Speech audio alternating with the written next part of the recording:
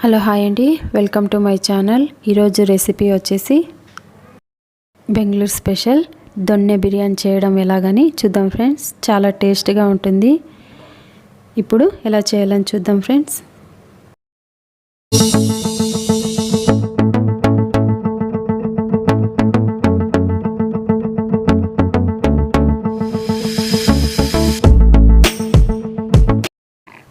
Chicken నేను ఇక్కడ అర్ధ కిలో తీసుకున్నానండి.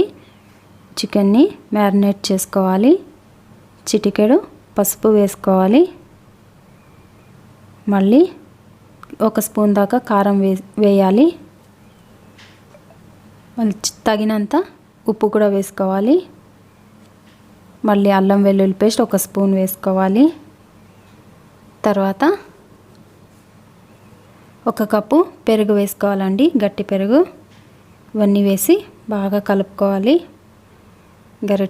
గరిటెతో కంటే చేత్తో కలపాలి బాగా. ఇలా బాగా చేత్తో కలిపి ఒక 20 నిమిషాల దాకా అలాగే మూత పెట్టి ఉంచాలండి. ఇలా బాగా కలిపిన తర్వాత మూత పెట్టి ఒక 15-20 నిమిషాలు అలాగే ఉంచాలండి. నేను ఇక్కడ జీరా రైస్ తీసుకుంటున్నానండి. దీనికి ఇదే స్పెషల్ అనమాట. ఇవి దొరకకపోతే మీరు సోనా మసూరి కూడా పెట్టొచ్చు. చూసారు కదా, 2 గ్లాసుల బియ్యం వాడుతున్నాను నేను. బియ్యాన్ని బాగా కడిగి ఒక 10-15 నిమిషాలు నానబెట్టాలండి. అప్పుడు అన్నం బాగా పొడి పొడిగా వస్తుంది. ఇలా బియ్యం బాగా కడిగి ఇలా పక్కన ఉంచుకోవాలండి. తర్వాత స్టవ్ వెలిగించి కడాయి పెట్టి 2 స్పూన్ల ఆయిల్ వేసుకోవాలి. ఇప్పుడు అందులో చెక్క లవంగాలు వేసుకోవాలి. తర్వాత ఉల్లిపాయ ముక్కలు ఇలా పొడవుగా కోసుకున్నాను నేను, ఒక 2 అవి వేసుకోవాలి. ఇలా వేసిన తర్వాత అల్లం ముక్కలు కూడా కొన్ని వేసుకోవాలి. అలాగే చూసారు కదా, వెల్లుల్లి రెబ్బలు కూడా వేసుకోవాలి. అలాగే వెల్లుల్లి రెబ్బలు నేను ఇక్కడ ఒక 10-12 దాకా వేసానండి. తర్వాత పచ్చిమిరపకాయలు కూడా ఒక 5-6 వేసాను. మీకు కారం ఎక్కువ ఇష్టం ఉంటే ఇంకో 2 కూడా వేసుకోవచ్చు. చూసారు కదా, ఇవన్నీ బాగా వేగిన తర్వాత ఒక ప్లేట్లోకి తీసేయాలి. చల్లారిన తర్వాత బాగా మెత్తగా పేస్ట్ చేసుకోవాలి.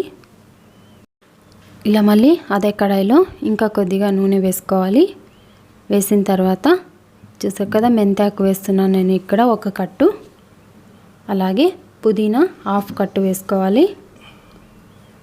తర్వాత కొత్తిమీర 1 కట్టు వేయాలండి. ఇవి వేసి బాగా దోరగా వేయించాలి. ఇది గ్రీన్ పేస్ట్ చేసుకోవాలండి. చూసారు కదా, ఇలా బాగా వేగిపోయిన తర్వాత దీన్ని కూడా మెత్తగా పేస్ట్ చేసుకోవాలి. ముందుగా మేము ఇవి ఉల్లిపాయలు అవన్నీ వేయించి పెట్టుకున్నాం కదండి, అవి పేస్ట్ చేసుకోవాలి.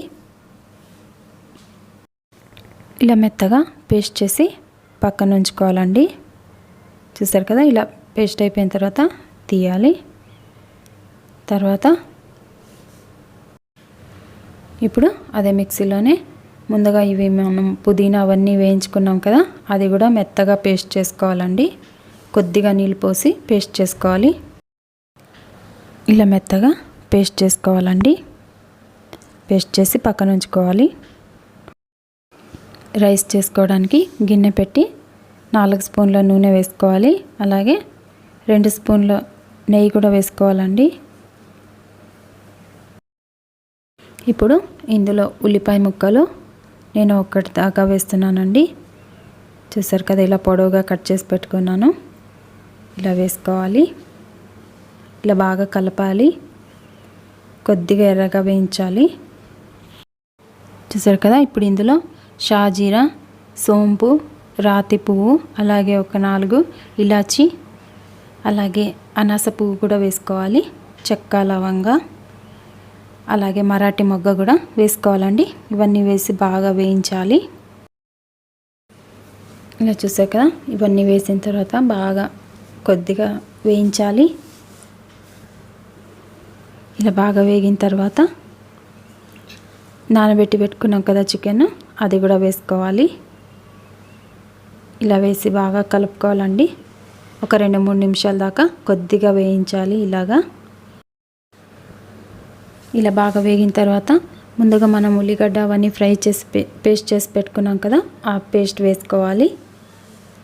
వేసి బాగా కలిపి చూసారు కదా, ఇలా బాగా మొత్తం అంతా కలపాలి. ఇలా వేసి బాగా ఉడకాలండి కొద్దిగా. ఇలా చూసారు కదా, ఇలా బాగా ఉడికిన తర్వాత మనం ముందుగా గ్రీన్ పేస్ట్ చేసి పెట్టుకున్నాం కదా, కొత్తిమీర అవన్నీ వేసి అది కూడా వేసుకోవాలి. అది కూడా వేసేసి బాగా కలపాలండి. ఇలా వేసిన తర్వాత గ్రీన్ పేస్ట్ కూడా బాగా మళ్ళీ ఒక 2-3 నిమిషాలు ఉడకాలండి. చూసారు కదా, చికెన్ అంతా బాగా ఉడికిపోయిందండి. తర్వాత ఇది బిర్యానీ మసాలా పౌడర్ వేస్తున్నాను నేను. ఈ పౌడర్ నేను కింద డిస్క్రిప్షన్ బాక్స్లో లింక్ ఉంది, అందులో చూడండి. ఆల్రెడీ నేను చేసి పెట్టాను. చూసారు కదా, బిర్యానీ మసాలా పౌడర్ నేను 1.5 స్పూన్ దాకా వేసాను. తగినంత ఉప్పు కూడా వేసుకోవాలి. నేను రైస్కి సరిపడా కూడా ఉప్పు వేస్తున్నాను. కారం వేయట్లేదండి, ఇక్కడ పచ్చిమిరపకాయలు వాడాం కదా అందుకు. ఇలా బాగా కలిపి ఒకసారి ఇలా ఉప్పు అంతా వేసిన తర్వాత బాగా కలిపి ఒక 5 నిమిషాలు ఉడికించుకోవాలండి మూత పెట్టి. 5 నిమిషాలు అయిపోయిన తర్వాత ఇలా మూత తీసి చూస్తే ఇలా బాగా నూనె అంతా బాగా పైనకి తేలిందండి. ఇప్పుడు అంతా ఉడికిపోయినట్టు. ఇప్పుడు ఒకసారి బాగా కలిపి ముందుగా మనం నానబెట్టి పెట్టుకున్నాం కదా బియ్యాన్ని, నీళ్ళని వంచేసి ఇప్పుడు ఇందులో వేసేయాలి బియ్యాన్ని. చూసారు కదా, ఇలా వేసిన తర్వాత తగినన్ని నీళ్లు పోసుకోవాలి. 2 గ్లాసుల బియ్యం వాడాం కదా, 4 గ్లాసుల నీళ్లు వేయాలి.